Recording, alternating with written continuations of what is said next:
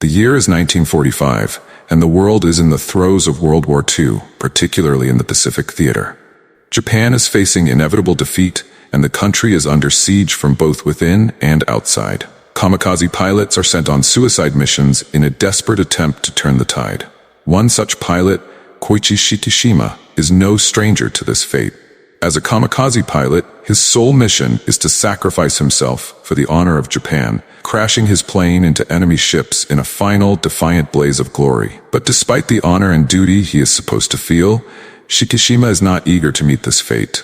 After a long and grueling flight over the Pacific Ocean, Shikishima makes an unexpected decision. Instead of continuing his mission, he lands his Mitsubishi A6M0 at a small, obscure Japanese base on Odo Island. The base is hidden away from the major battlefronts, and it is barely functional, with a makeshift landing strip and limited supplies. When the mechanics inspect his plane, they find no apparent technical issues. No engine failure, no fuel line problems, nothing that would justify such a landing. Lead mechanic Sosaku Tachibana, an experienced and astute man, quickly realizes that Shikishima is likely faking mechanical failure to avoid his mission. The tension between duty and fear is palpable, and Tachibana, though not without sympathy, silently condemns Shikishima's cowardice. Shikishima's internal conflict deepens as he sits by the water, staring at the ocean. He notices something unusual, a school of deep-sea fish surfacing, an omen that something is wrong. This moment of eerie calm is the precursor to a nightmare. That night, the island is attacked by a massive dinosaur-like creature, a living force of destruction known only to the locals as Godzilla. Towering over the base, the creature wreaks havoc, smashing buildings and tearing through soldiers like paper. Tachibana, who had initially chastised Shikishima for his inaction, now orders him to take to the sky and fight the monster. In the chaos, Shikishima manages to scramble into his plane. His heart races as he lines up his shot, his guns aimed squarely at the creature. But as Godzilla's monstrous form fills the sky, his resolve crumbles. Paralyzed by fear, he fails to fire, his inaction costing him dearly. Godzilla swats the plane from the sky, destroying it and leaving Shikishima unconscious amid the wreckage. By the time he awakens the next day, the base is in ruins, and nearly everyone is dead. Tachibana is the only other survivor, and his fury is directed squarely at Shikishima. The weight of his failure hangs heavily on his shoulders as the island smolders in the aftermath of Godzilla's rampage. In December 1945, Shikishima returns home to Tokyo, hoping to find solace or redemption after the disaster on Odo Island. Instead, he finds devastation. The city has been reduced to ash and rubble by relentless Allied bombings. Once a bustling metropolis, Tokyo is now a wasteland of broken buildings and charred streets.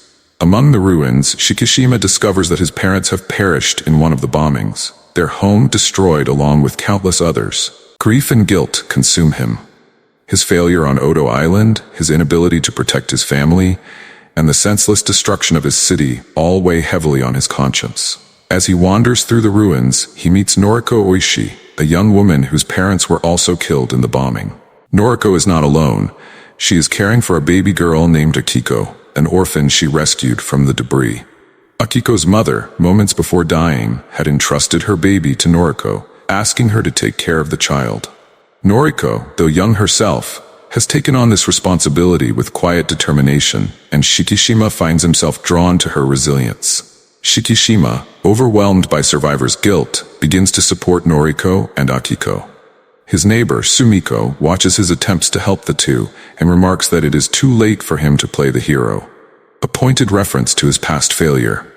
But when Sumiko realizes that an orphan child is involved, her heart softens. She helps Shikishima and Noriko, giving them what little food she has, a small portion of white rice. Together they make gruel for the baby, their shared efforts forming a fragile but vital bond amid the devastation.